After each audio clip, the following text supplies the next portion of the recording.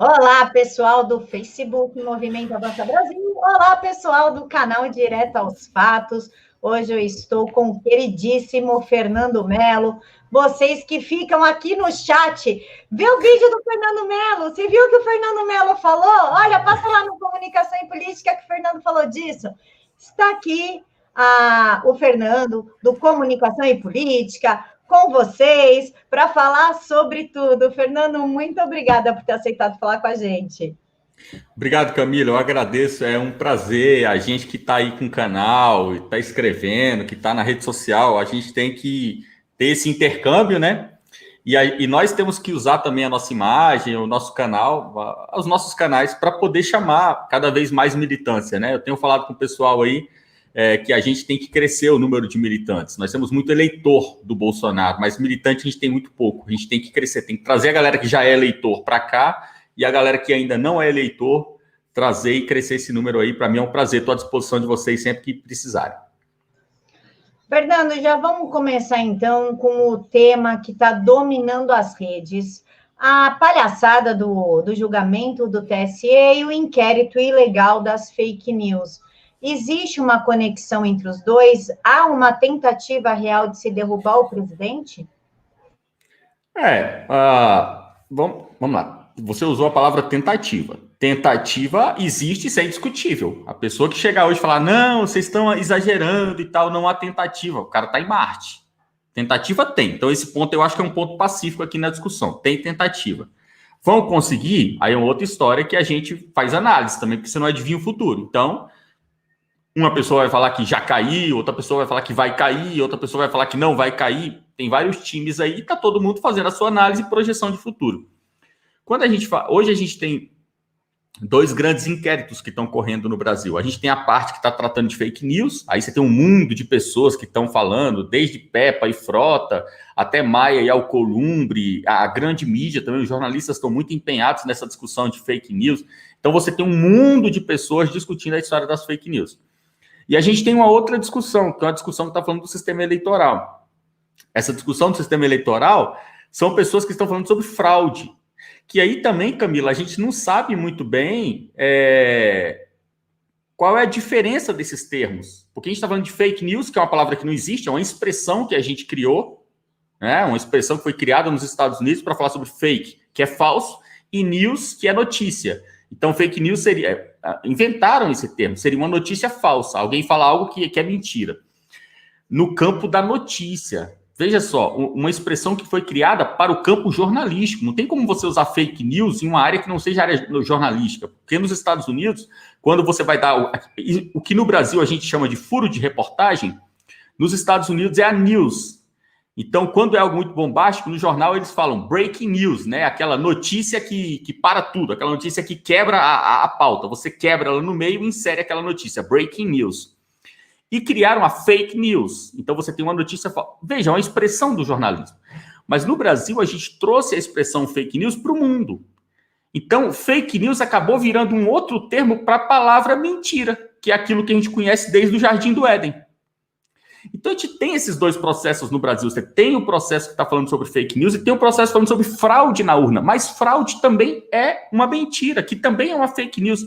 No fundo, Camila, a gente está vendo tudo que está correndo no Brasil, no mundo jurídico e legislativo, é um processo que discute o sistema político brasileiro. É a galera que perdeu a eleição e que não está aceitando o resultado e quer voltar. Como 2022 está longe, eles querem voltar antes ou, pelo menos, pavimentar a campanha do candidato que vier a bater de frente com o Jair em 22.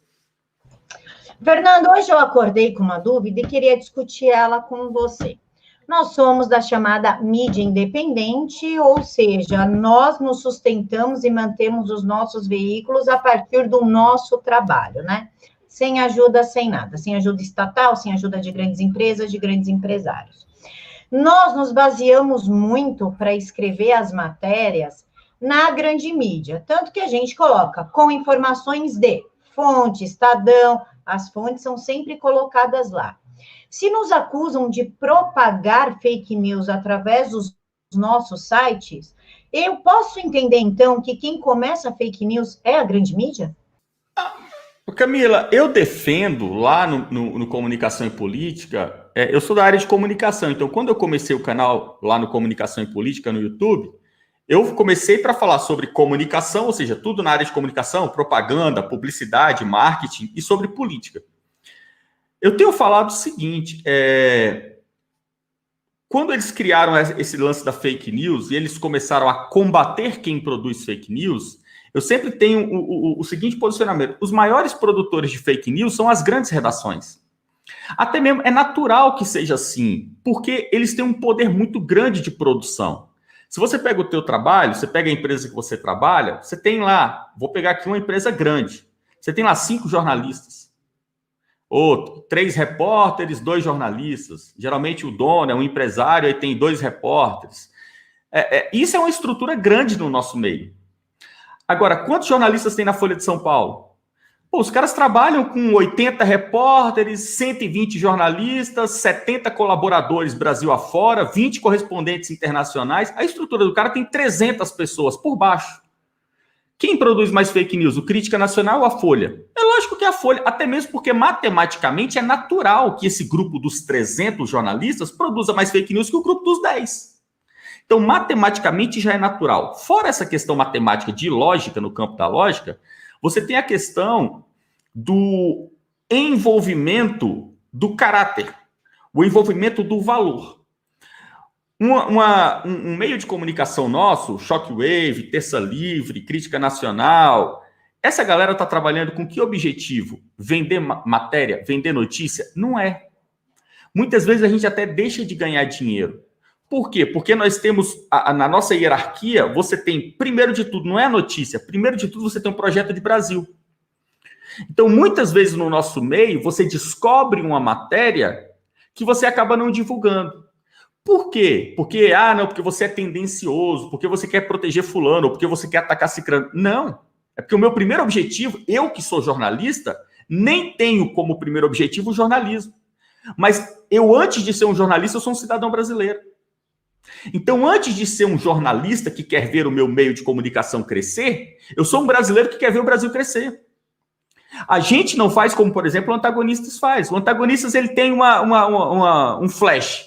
Eu acho que o Bolsonaro está com coronavírus. Ele corre e publica. Porque ele está se lixando para a consequência daquela notícia. Ele quer vender.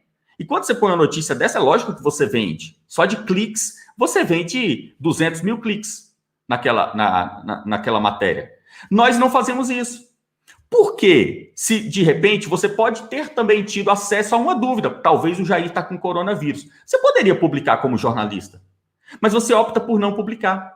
Por quê? Porque você não quer detonar o Brasil. Você sabe que isso vai mexer com a Bolsa, isso vai mexer com o eleitorado, isso vai mexer com a militância nas redes sociais, e no fundo você não tem convicção daquilo ali, então você vai averiguar mais e vai esperar. Nós, pelos nossos valores jornalísticos, nós produzimos menos fake news, porque nós temos mais filtros, nós temos valores que vêm antes do valor monetário da notícia. Nós temos no Brasil a grande produção de fake news nas grandes redes de comunicação, que foram todas construídas com dinheiro público. Então, se você pega Globo, Bandeirantes, Record, tudo isso é dinheiro público. Globo News, CBN, CNN Brasil, tudo é dinheiro público. Esses caras que construíram impérios da comunicação com dinheiro público são os maiores produtores de fake news no Brasil. Aí você chega para o nosso trabalho. Vocês batem tanto nesses caras, vocês falam mal deles pra cacete, mas vocês vivem citando eles como fonte da informação. É natural também. Porque no Brasil nós temos uma coisa chamada censura que muita gente ainda não entendeu.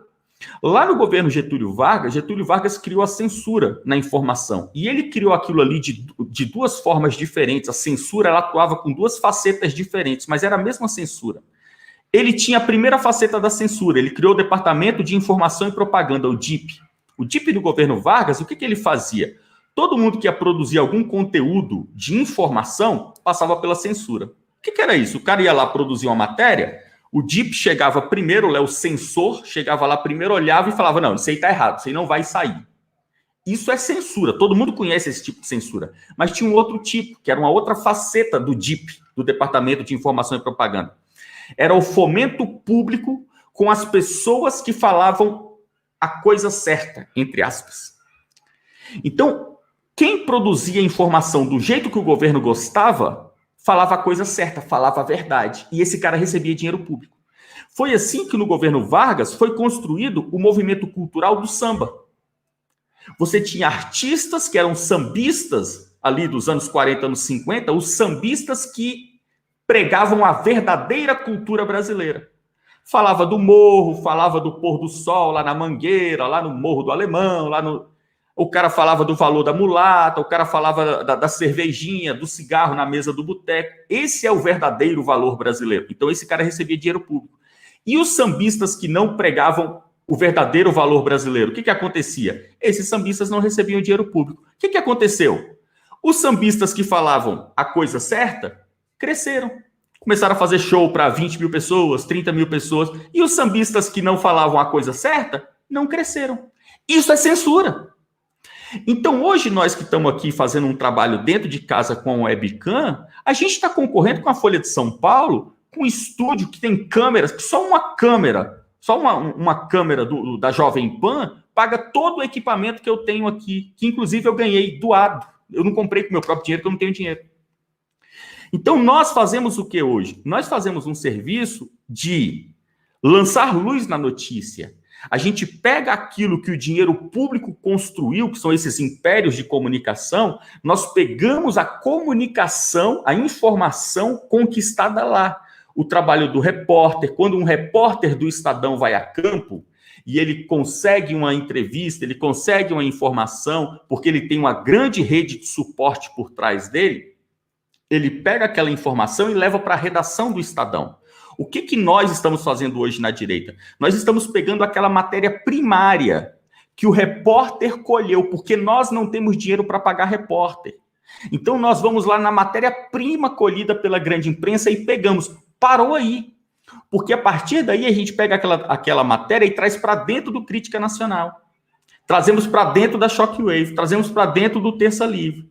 A gente traz essa matéria-prima para dentro e aí nós começamos a trabalhar o nosso intelecto, os nossos valores em cima daquela matéria-prima. Então eu chego lá e pego lá o material. Governo Jair Bolsonaro, Ministério de Ciência e Tecnologia está lançando um projeto lá em Israel, assim assado. Pronto, essa é a matéria-prima. Agora vamos lançar nossos valores em cima. Esse projeto é bom porque ele vai ajudar aqui e ali, ele é ruim porque ele vai atrapalhar aqui e ali. Então a gente faz um trabalho de análise crítica em cima da matéria-prima colhida pela grande imprensa. Nós não estamos trabalhando em cima da grande imprensa. Nós estamos pegando um material que, por enquanto, Camila, a gente não tem capacidade de buscar. Mas nós vamos chegar no momento onde nós vamos ter 5 repórteres, vamos ter 3 analistas, vamos ter um crítico, vamos ter um historiador. Então, os repórteres nossos vão a campo pegar desde a matéria-prima. Estamos quase chegando lá.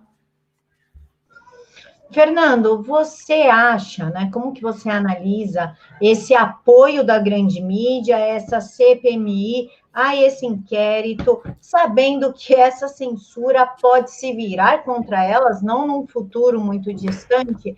Você acha que eles estão vendo isso como uma oportunidade de nos calar e voltar a ter relevância sem medir as consequências dos atos? Camila, eu nunca acredito que esses caras são burros. Não acredito. Eu nunca acredito na burrice. Eu não aposto na burrice, na ignorância desses caras. Não aposto de jeito nenhum.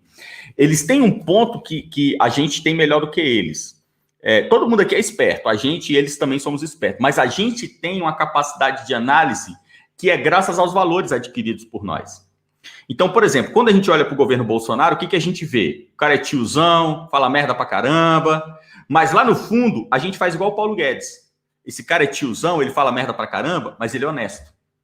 Então eu vou colar com esse cara. Esse cara tá certo.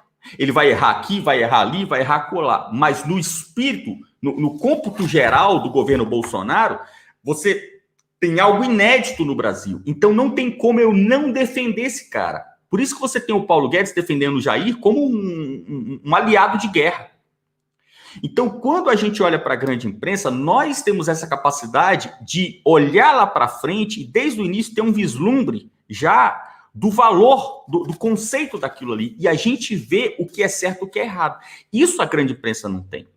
Então, quando a gente olha para o ponto da fake news, graças aos valores adquiridos por nós, De várias formas, pela tradição, pela criação que nós tivemos, pela religião, pelo conhecimento. Isso foi burilando a nossa pessoa para que nós tenhamos uma capacidade de análise lá no âmago da questão. E quando a gente analisa as fake news, a gente vê isso que você está falando. Aí você chega no ponto onde a grande imprensa está dando gás para essa história da fake news. Por quê? Será que ela não entendeu que eles serão próximos? Não, não entendeu. E não tem como entender, porque eles não têm um ingrediente primário para que você consiga ter o discernimento correto desse inquérito de fake news. Aí tem uma frase, uma citação do Olavo de Carvalho, no artigo A Rotina das Cobras, que está aqui no livro Os Histéricos no Poder. O Olavo de Carvalho ele fala o seguinte: se há uma lição que a história ensina, documenta e prova, acima de qualquer dúvida razoável, é a seguinte: sempre que os comunistas acusam alguém de alguma coisa, é porque fizeram, estão fazendo ou planejam fazer logo em seguida algo muito pior. Quando você pega Folha de São Paulo, Estadão, Globo News, CNN, se juntando com Rodrigo Maia, Alcolumbre, Pepinha, quando você pega essa galera toda se unindo pelas fake news, esses caras acreditam que eles têm poder de domar esse monstro que eles estão criando. Porque eles sabem que, na verdade, a fake news, ela não tem vida em si mesma. Basta você ver que eles não estão conseguindo até hoje definir o que é fake news. Se você vê o voto do Fachin, o que o Fachin votou? O Fachin votou favorável ao inquérito das fake news, de que ele continue, mas com algumas alterações. Por exemplo, ele quer a total participação do Ministério Público na discussão, e ele quer o amplo direito de defesa. Gente, os caras estão perdidos, eles não têm noção do que é fake news. Porque como que você vai dar amplo direito de defesa para quem produz fake news? O cara que produz fake news não é um cara que se enganou. Se eu falar assim, não, eu tô aqui com a Camila Abdo, carioca. Isso não é fake news, eu me enganei. Então isso não é fake news. Ou seja, eu não preciso ter direito de resposta. É só uma retratação. Pô, Camila, desculpa, achei que você estava no Rio e tal, você é de São Paulo. Então isso não é... O cara que produz fake news, ele produz por querer, é propósito. É uma distorção da realidade, já que o que a pessoa faz é proposital. O cara que comete um erro desse, você não tem que dar direito de resposta a ele, porque ele não quer direito de resposta. É como você discutir o perdão ao assassino. O cara que matou, ele matou porque ele quis. Você discutir arrependimento, perdão, isso é uma bobagem. Não foi um erro, eu tava aqui, apertei o gatilho e matei o cara. Não é assim. Eles não estão conseguindo definir fake news. Ou seja, até agora eles estão tentando criminalizar algo que eles acreditam que é necessário dar amplo direito de defesa. Eles estão querendo criminalizar algo, mas ao mesmo tempo eles estão entendendo que pode ter sido sem querer que o cara fez. Ah, não, peraí, vamos discutir, vamos. Eles não estão conseguindo tipificar. E aí a gente vê uma anta igual aquela Lídice da Mata, falando, não, porque tem algumas coisas que a gente ainda não tipificou, mas nós temos que punir. Como que você pune algo que não é tipificado? Ah, eu não sei o que é, mas quem fizer tem que ir preso. Isso é maluquice. A grande imprensa está achando que vai domar esse bicho, porque ela sabe que esse bicho não existe, é um fantasma criado por eles. O que eu acho que eles estão fazendo? Eu acredito, na parte da imprensa, eu acredito que a imprensa está fazendo assim, vamos criar agora essa história das fake news, porque se você ler o inquérito das fake news, está escrito isso lá. Quem decide o que é verdade são as agências de fact-checking. Então, nós vamos criar no Estado um órgão que vai descobrir e definir as verdades. São as agências de fact-checking, que no Brasil é Estadão, Folha. Então, eles estão falando o seguinte, vamos criar esse negócio da fake news, que é um monstro absurdo, mas fica tranquilo, porque a gente vai domar. Porque, na verdade, quem vai segurar as rédeas do monstro somos nós. Só que aí eles estão desconsiderando o aspecto de judicialização das questões.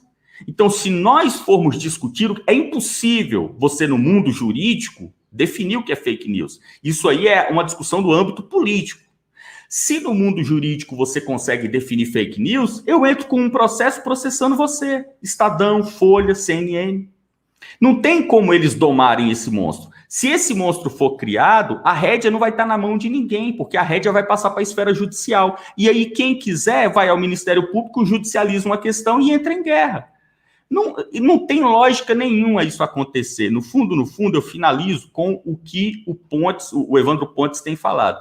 Nós estamos vendo no Brasil, não é uma guerra jurídica, é uma guerra política. Isso tudo, Camila, isso tudo se resume a pura politicagem. Só isso. Fernando, a CPMI da fake news é baseada na Joyce Hasselman. Na documentação que a Joyce arranjou, na documentação que o Frota arranjou, tá? Inclusive, eu estava lendo uns tweets criticando isso. Pessoal de peso, o Shell, o Rodrigo Constantino, falou, não, peraí, como que a pessoa que está na CPMI da fake news faz a fake news que a Joyce montou? Existe algo por trás que a gente ainda não sacou? Por que a Joyce pode fazer o que faz e ela não é punida, mas a gente é punido sem fazer o que ela faz? Entendeu? Cara, o lance, a gente está vendo hoje, Camila, um grupo que a gente não tinha mapeado, e aí é um problema nosso da direita. Nós temos que fazer esses mapas, nós temos que ter tudo isso analisado dia e noite. A gente tem uma amiga que está trabalhando junto com a gente, que é a Raquel Brunheira, está trabalhando junto comigo, junto com o Rafael Fontana. A gente está fazendo treinamento para quem vai sair candidato a vereador e prefeito esse ano. Estamos treinando os caras, que é para o cara ganhar a eleição. O cara que é conservador, de direita, esse cara ganhar a eleição. O que aconteceu? Faz 10 dias que a gente lançou o curso. Já saiu matéria no Terra, no UOL, no Globo, no Estadão, detonando o curso. Quando a gente lançou, esses caras já tinham a ficha da Raquel Brunheira. Esses caras, eles têm uma máquina, eles têm gente dentro das estatais, gente dentro do ministério, e nós não temos. Porque os nossos que estão lá dentro, se você fala, pô, me dá uma informação aí, me fala aí quem é o petista que está aí dentro. Não, isso não se faz, porque se eu falar isso e tal... Cara, a gente tá a pé. Então, nós estamos lutando contra um grupo que é um grupo que a gente nem sabia que existia, que é o grupo da Peppa. A Peppa, que não era ninguém no mundo da política, nasceu ontem. Era lá da TV Veja, comunicadora, publicitária, ali, jornalista de São Paulo e tal. De repente, virou um monstro na política, aliada ao Frota, ao delegado Valdir, que é o grupo de... No fundo, esses caras são um grupo de quem? É o grupo do Centrão, que é o grupo do Maia, que também é um mané que não existia, é outro retardado que nasceu ontem também. Só que nessa hora não conta as identidades. Você falar assim, cara, a Peppa não é ninguém no mundo da política. Isso não significa nada. Porque, na verdade, ela representa um grupo.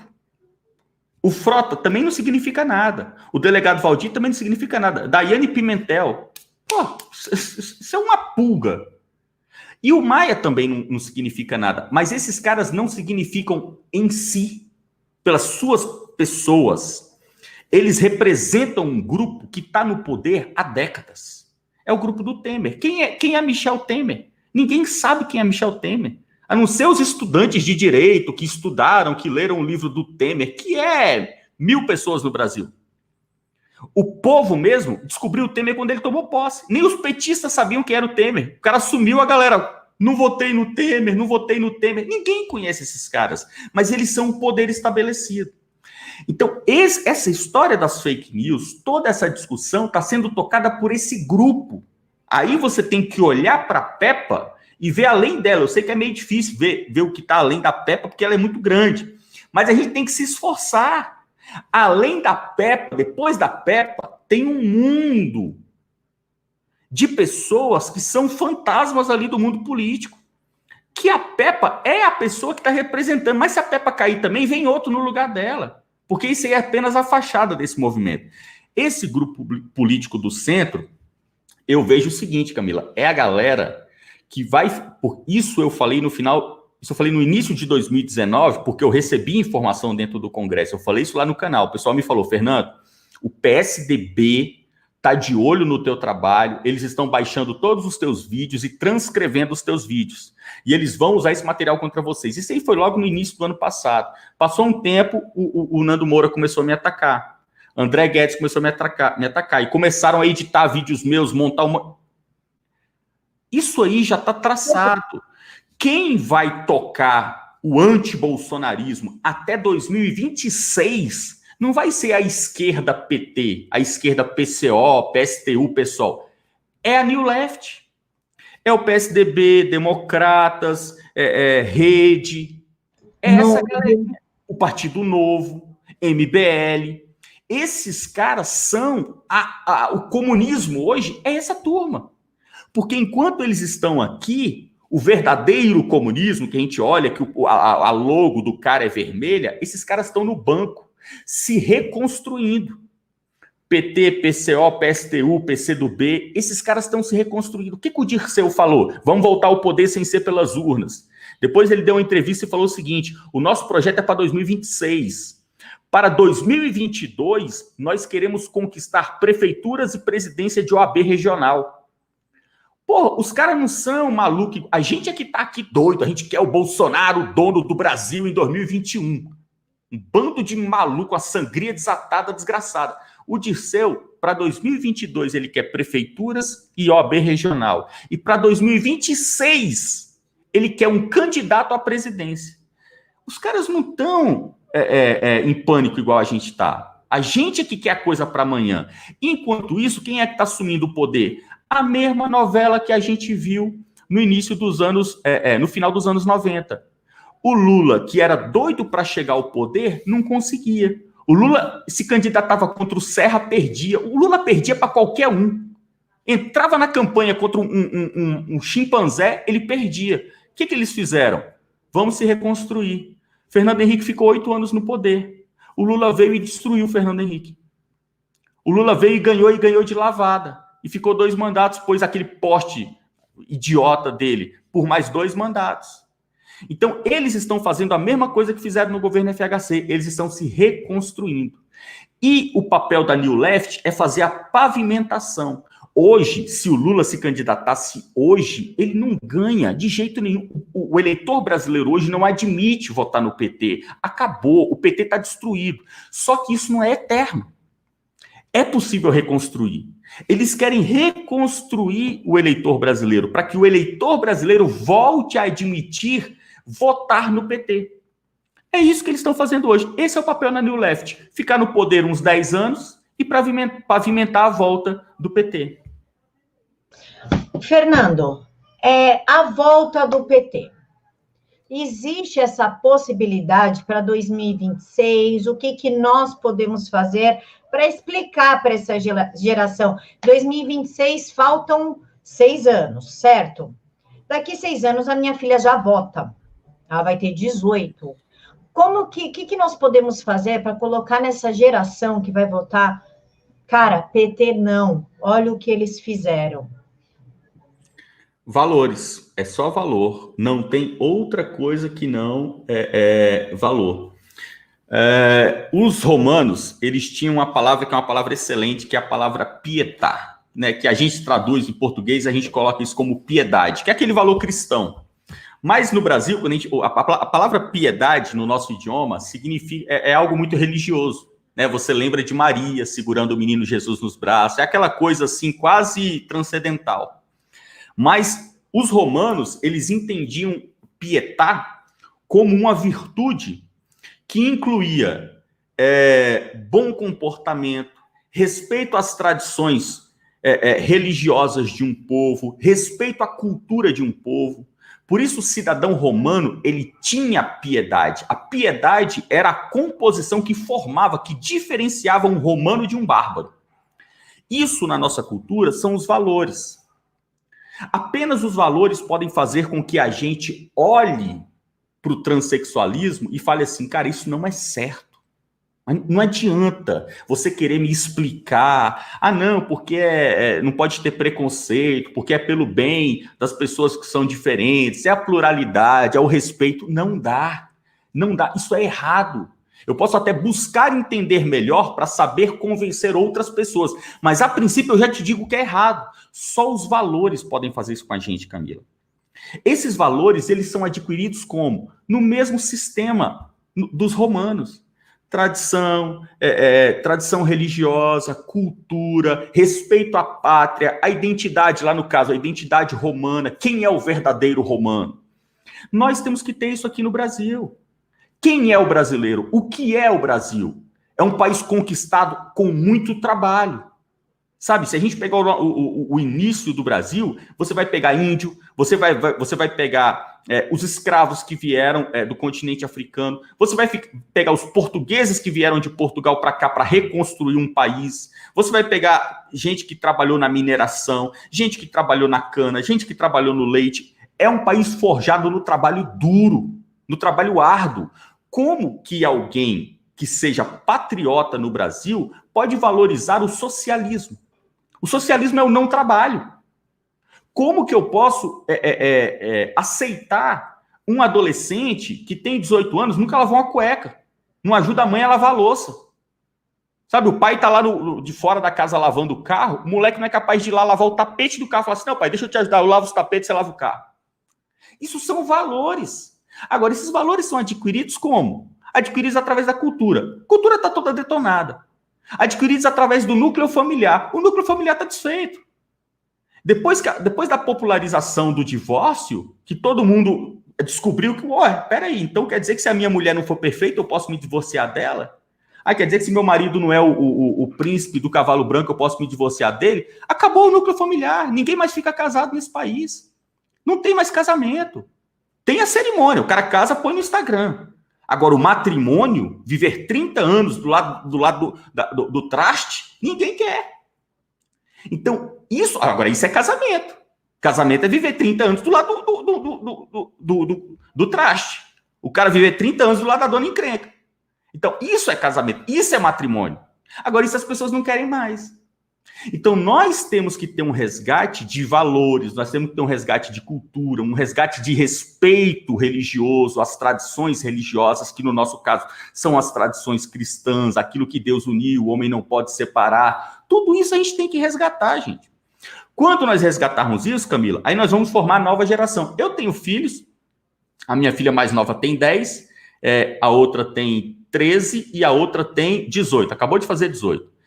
A minha filha que fez 18 anos, ou seja, ela nasceu em 2001, ela nasceu no governo do PT. O Lula chegou em 2002. Ou seja, a minha filha que tem 18 anos, a vida inteira dela foi sob o governo comunista. O que essa minha filha tem como carga? Ela tem uma carga vinda da escola, ela estudou em escola particular e escola pública. Ela tem uma carga vinda da escola, que eu não sei qual que é pior no Brasil, a pública ou a particular. Ela estudou uns 6 anos numa das melhores escolas particulares aqui de Brasília.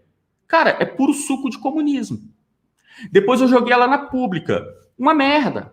Eu não sei o que é pior. Então, a carga que ela traz da escola é uma carga de transexualismo, negro sofre na mão do branco, ela é privilegiada porque ela não é negra. Tudo isso a gente tem que tirar como? Com valores. Valores entre eu e minha esposa e a minha relação com elas, valores religiosos, dela ver como eu vejo o cristianismo, como eu vejo a vida espiritual. Isso vai balanceando, porque também não resolve tudo, não.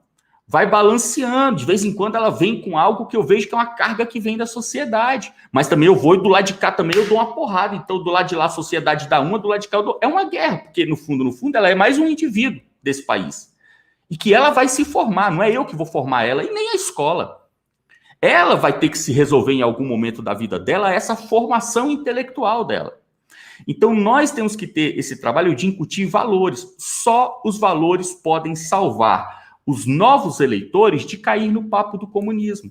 Porque o papo do progressismo, né? Muito especificamente do progressismo, Luciano Huck, Amoedo, é interessante. Se você voltar para os seus 16 anos e você olhar para um cara radical como o Jair e olhar para um cara sensato como o Luciano Huck, você com 16 anos, você tende a olhar para o Luciano Huck e falar, esse cara está mais aberto. Assim como eu também, com 16 anos, estou aberto a novas experiências, aberto a novos relacionamentos, aberto a um novo emprego, aberto a um novo curso, mudar de ideia para o meu vestibular. O Luciano Huck é um cara que está aberto, ele aceita alguma coisa. O Jair não, ele é um cara que ele já definiu o que ele quer. E o que ele quer eu não quero, que isso é coisa de velho. Igreja, arma, família, porra, eu não quero. Então nós temos que incutir esses valores, Camila. Aí, finalizando, senão eu não te devolvo a bola. Nós temos um trabalho, Camila, que nós ainda não fazemos no conservadorismo. É uma negligência nossa, talvez falta gente para fazer isso, que é tratar as nossas crianças. Quantos trabalhos a gente tem para o nosso público infantil?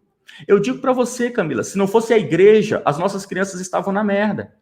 Se não fosse a escola dominical, a gente não ia ter nada de tradição sendo passada para essas crianças. Porque graças à escola dominical, graças à missa pela manhã, essas crianças têm algum contato com gente de bem. Tem algum contato com uma mulher honesta, que se veste bem, que se porta bem, que conversa coisas úteis, sadias. Então, graças a Deus que ainda resta algo de religioso nessa questão da tradição religiosa brasileira. Porque senão, nós, da direita, do conservadorismo, nós ainda não produzimos nada para forjar esse novo grupo, como teus filhos, meus filhos. A gente tem que chegar nesse ponto, produzir material para a infância e para o público infanto-juvenil.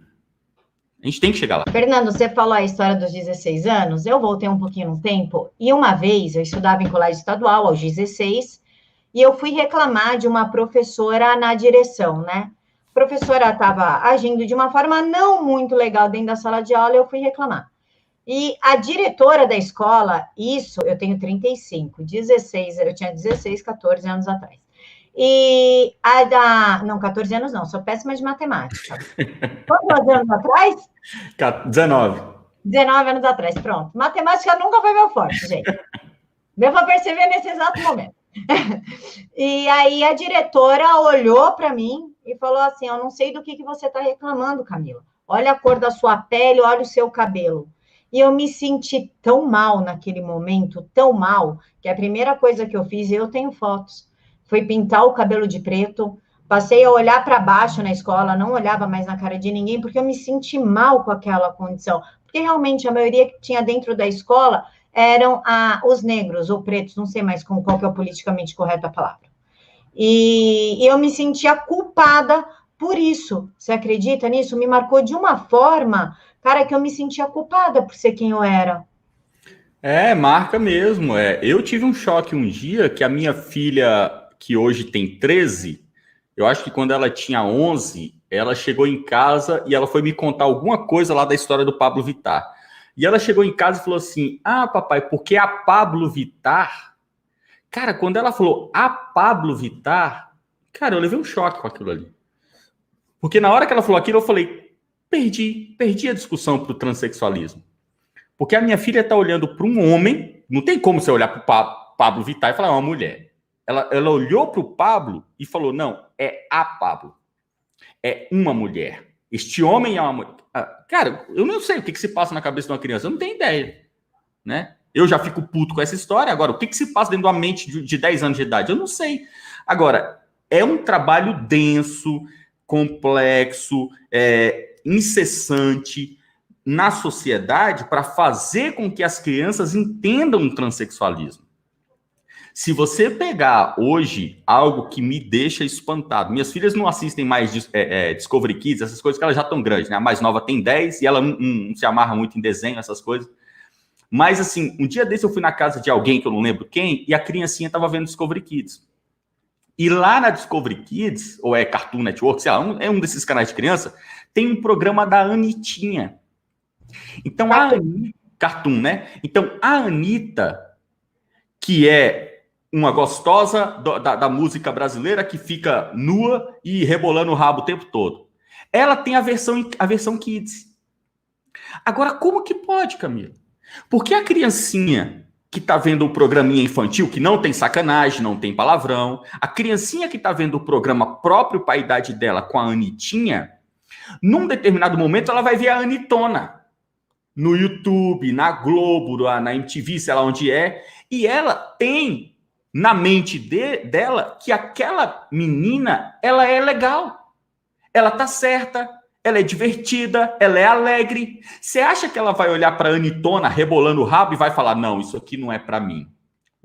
Para mim é só a Anitinha. É lógico que não, a criança não foi feita para fazer esse tipo de discernimento.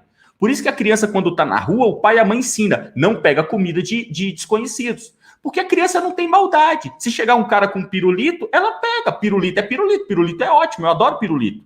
Não tô nem aí se quem me deu é preto, branco, velho, novo, conhecido, desconhecido, eu adoro pirulito. Então a criança não tem essa capacidade de discernimento. E nós temos no Brasil um ataque inteiro, intensivo, feito em um único sentido. Cadê o ataque do conservadorismo? Cadê o ataque para bater o tempo todo? O transexualismo está errado. Você, menina, você não pode entrar nessa onda de ter a sua primeira relação sexual com as suas amiguinhas meninas. Isso não é o certo. Isso está errado. Vamos falar sobre namoro, vamos falar sobre um relacionamento legal desde o início, para que desde o seu primeiro namorado você seja feliz, você encontre um cara maneiro, um cara que te entenda, um cara que te abraça, um cara... Cadê esse ataque do conservadorismo em cima da juventude, do público infantil juvenil? Para que a gente fale sobre sexo, sobre drogas, sobre emoções, sentimentos, paixões, religião. Um ataque denso, intensivo, incessante, massificante, que a gente pega essa juventude dia e noite, porrada, porque é assim que a esquerda trabalha. A gente não vai fazer aqui, vamos ler uma palestra do Olavo de Carvalho, aí nós vamos destruir tudo que a Globo construiu em 15 anos. Não vai, gente. Não vai, é porrada dia e noite. A gente tem que ter música, tem que ter teatro, tem que ter cinema, tem que ter literatura, tem que ter... a gente tem que ter tudo o que um adolescente gosta, nós temos que ter a versão conservadora. É um troço gigante.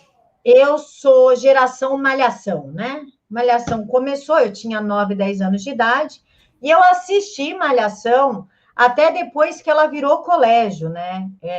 Até os meus 18, 19 anos, eu não perdia um episódio da Malhação. Adorava. E eu sei o que isso causa na adolescência, porque você vê aquelas personagens lindas, engraçadas, descoladas, cheia de amigos. O que você vai? Você vai e imita o comportamento delas. Você quer ser aquela que tem mais amigos, que é mais engraçada, que é mais divertida, só que ela fumava, só que ela tomava algumas coisas, tipo, tomava uma bebida numa festa. Você, enquanto adolescente, acaba copiando. Por isso que eu falo, quem é de direita, depois dos 25, é porque aprendeu muito bem com seus erros da adolescência. Quem continua esquerdinha depois da adolescência é porque continua adolescente e não se desenvolveu mentalmente. Fernando, você já complementa o que eu vou falar, lógico, vou te dar o espaço aí para você me rebater nesse ponto, mas já queria entrar com outro assunto. O PT e o PSDB têm militância virtual desde que a internet começou. Inclusive, tinha a página Dilma Bolada, que o cara recebia, todo mundo sabia, até foto com a Dilma ele tinha. Tem anúncios do PSDB falando, venha participar do nosso curso de formação de militância virtual. Tem do PT também, hoje teremos um curso sobre militância virtual. Nunca foi considerado crime, ilegalidade, enfim, nunca. Por que bem na nossa vez isso é? Mas justamente pelo que o Olavo falou. Sempre que um comunista fala para você não fazer alguma coisa é porque ele já está fazendo. Gente, os caras são muito espertos. Os caras são muito espertos.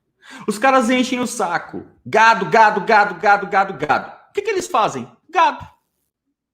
Você quer alguém mais gado do que o cara do MBL? O cara para ouvir aquele Renan do MBL, aquele cara é um retardado. Ele tem problema mental. O cara para ouvir o Renan do MBL e concordar com ele, ou ao menos prosseguir ouvindo ele por 30 minutos, esse cara é um gado. Sabe, eu não digo isso com relação a todo mundo. Por exemplo, você pode pegar alguém, pega lá o Frei Beto. Tudo bem, não concordo com o cara tá errado. Mas você consegue ouvir o Frei Beto. Se o cara for de esquerda, você consegue ouvir ele falar. Sabe, você pega lá Então, assim, tem uma galera que ainda consegue produzir alguma coisa, ainda que intelectualmente o cara esteja absolutamente errado ou mal intencionado, pelo menos ele consegue juntar Lé com Cré e construir uma mentira. Tem gente que não. A Peppa, como que pode existir alguém que defende a Peppa? Gente, aquela mulher é ridícula. Ela, como ser humano, ela é podre. Ela, como ser humano, ela não bate, ela não junta Lé com Cré na vida dela. Então, esses caras, eles tentam destruir em nós aquilo que eles são. Militância, eles batem na militância. Gente, pelo amor de Deus, o PT inventou a militância. A militância no Brasil foi criada pelo PT. Não existia militância antes do PT. Quem é que era militante do Arena? Porra, gente, não existia militância. Quem inventou esse negócio de você meter um bottom no peito, vestir uma camiseta, ir pra rua vender bottom? Nos anos 80... os nossos familiares que eram petistas, eles iam para a rua vender camiseta do PT. O cara ia para a rua vender bottom do PT, para você colocar. Aí vendia aquele bottom, você sabe o que ele fazia? Ele pegava o dinheiro, ia lá no comitê de campanha da cidade dele e entregava o dinheiro para o comitê. O cara ia para a rua defender o partido, evangelizar pelo partido, vender material de campanha do partido e dar o dinheiro para o partido. Gente, o bolsonarismo, perto do petismo dos anos 80, é ficha. É ficha. Você está achando que a gente inventou a militância? O PT inventou a militância no Brasil. E justamente por isso eles não querem que a gente faça. Porque eles sabem a merda que dá depois. Porque depois que o cara toma gosto pela militância, depois que o cara defende com a vida um projeto de militância, ele constrói eleitorado. E aí, meu amigo, quando você constrói eleitorado, já era. Por isso que até hoje você tem pessoas de 60 anos que depois de tudo que viram no PT, continua votando no PT. Acabou. Esse cara ele vai morrer votando no PT. Você acha que se o Lula se candidatar hoje, ele não tem 20% de voto? O Lula tem 20% de voto até morrer. O Lula, depois de morto, ele vai ter 20% de voto. Igual um Fidel Castro, igual um Che Guevara, igual um Hugo Chávez. O nome do Hugo Chávez hoje tem 20% de voto na Venezuela. O nome do Che Guevara, sozinho, o nome de um fantasma, tem 20% de voto. O Lula vai ter 20% de voto sempre, enquanto nós não destruirmos, inclusive, a imagem transcendental, essa imagem do imaginário do Lula.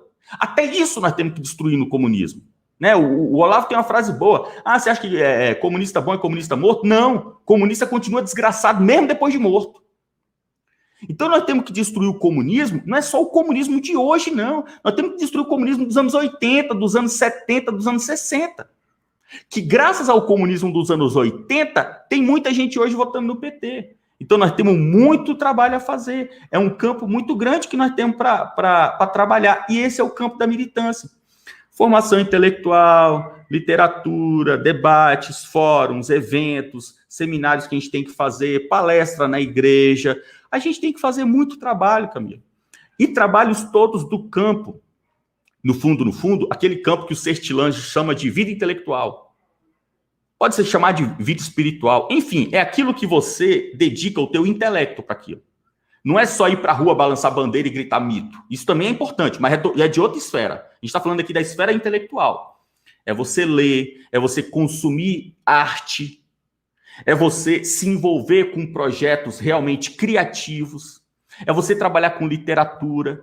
Isso é um trabalho de vida intelectual que vai forjar em nós um espírito conservador, que vai nos ensinar a ter as predisposições conservadoras. Quando a gente fizer isso, nós vamos forjar uma militância. Pessoas que hoje são apenas eleitores do Jair Bolsonaro. Esses caras têm que ser transformados em militantes do Jair Bolsonaro. Esse cara tem que ir para a rua. O Jair Bolsonaro teve mais de 70 milhões de votos no primeiro turno, segundo a gente já tem informação. A gente faz manifestação de rua em todo o Brasil, não dá 7 milhões de pessoas. Ou seja, nós não conseguimos converter 10% dos votos do Jair em militância. Menos de 10% das pessoas que votaram no Jair vão para a rua. Nós temos mais de 90% dos eleitores do Bolsonaro que são do time do sofá. É o cara que votou no Jair e pronto, fiz o meu papel. Agora eu vou tomar minha glacial, fumar meu derby e o Jair que conserte os problemas da nação. Fernando, eu vou pedir para você fazer as suas considerações finais. Você vai falar o que você quiser, vou expandir a tela, mas eu quero que você lembre também de convidar o pessoal que não conhece o seu canal, coisa que eu acho meio impossível, mas Se achar a gente, ok, ponto pra gente. Convidar o pessoal a conhecer seu canal, seu Twitter, que tem muita informação diária no seu Twitter, essas coisas. Obrigado. Pessoal, agradeço de coração a oportunidade de participar aqui com vocês. Agradeço, Camila, estou à sua disposição sempre que precisar, o Comunicação e Política, meus perfis, enfim, todo o meu trabalho está à disposição de vocês, porque estamos todos lutando a mesma batalha, graças a Deus, com linguagens diferentes. Quem ainda não me segue nas redes sociais, no Instagram e no Twitter, a minha arroba é Visão Macro, @Visão Macro. O meu canal no YouTube é o Comunicação e Política. Então, você vai lá no YouTube, digita Comunicação e Política, vai aparecer o meu. E a gente tem um trabalho que é um foco que eu estou nesse ano, que é o trabalho de militância política. Esse ano, 2020, nós vamos eleger vereador e prefeito. Então, assim, esse ano eu estou por conta. Esse ano eu estou por conta de falar sobre Casa Legislativa, Prefeitura, trabalho de um vereador, trabalho de um prefeito, trabalho de um assessor político, trabalho de quem assessora um prefeito. Para isso, eu criei um curso que você pode conhecer no site www.cursodemilitanciapolitica.com. Cursodemilitanciapolitica.com. Você entra nesse site, conhece o meu trabalho. 2019 e a etapa 2020. Na 2019, eu vou te ensinar a forjar um militante. Como que você transforma um eleitor do Jair Bolsonaro num militante pró-Jair Bolsonaro? E a versão 2020, que a gente lançou há pouco tempo, são 3 aulas, a gente já está na aula número 2 e a aula número 3 será lançada nos próximos dias. Na versão 2020, eu estou ensinando sobre as eleições desse ano, eleição 2020. Eu vou te ensinar o que é vereador e prefeito, eu vou te ensinar como identificar um candidato de direita. Se na tua cidade não tem um candidato para você identificar, eu vou ensinar você a criar um candidato. Você vai pegar um cara que já é candidato e você vai forjar ele a ser um candidato de direita, um candidato conservador. Ou, de repente, você vai construir alguém que ainda não decidiu, não bateu o martelo, vou ser candidato, não vou ser, estou filiado, mas não sei se eu vou sair. Você vai transformar esse cara num candidato que vai vencer as eleições. Porque a aula 3 é a aula elegendo um candidato. Então, na aula 3, eu vou te ensinar a fazer uma campanha vitoriosa, uma campanha para você fazer com que aquele candidato vença essas eleições. É um trabalho, pessoal, gigantesco, de um valor absurdo, que tem um preço muito pequeno para você adquirir esse curso. É R$ 79,90 para você adquirir os 2 cursos. Você pode pagar no boleto, no cartão de crédito, divide no cartão de crédito, enfim. É um trabalho que eu peço que todos vocês conheçam, porque é algo que eu estou apostando todas as minhas fichas para que a gente mude a realidade do pequeno município no Brasil hoje. Só assim a gente vai construir um Brasil conservador. A gente viu agora o que o Bolsonaro passou na crise do coronavírus. Jair Bolsonaro, presidente do Brasil, chegou lá na presidência da República, vamos abrir o comércio. Ninguém deu a mínima. O governador não abriu, o prefeito não abriu. Por quê? Porque é assim que funciona a República. Quem manda no município é o prefeito, no poder executivo. Quem manda no estado é o governador, no poder executivo. Nós temos que entender isso. A gente achou que eleger o presidente ia mudar tudo. Não muda nada, pessoal. Porque ele é apenas um líder. O líder da nação é algo muito grande. Mas não faz acontecer lá no pequeno município. Quem vai fazer isso acontecer é você, eleitor. Elegendo vereador e elegendo prefeito. Em 2022, nós vamos eleger governadores também. Mas, por enquanto, vereador e prefeito. Conheça o nosso trabalho, vamos mudar a realidade do nosso município. Camila, obrigado por tudo. Estou à disposição de todos vocês. Agradeço demais. Fica com Deus todo mundo. Eu que agradeço, Fernando, a sua disponibilidade, os esclarecimentos. Pessoal, está aqui na caixa de informação. Facebook em cima, YouTube embaixo. O site para vocês conhecerem, o curso, as redes sociais do Fernando. E, por favor, acompanhe, porque ele é uma das poucas vozes no nosso meio que está conseguindo fazer a diferença. Fernando, muito obrigada por tudo. Que Deus te abençoe imensamente. Obrigadão. Pessoal, fiquem todos com Deus, que Jesus abençoe a vida de todos. Mil beijos no coração de vocês.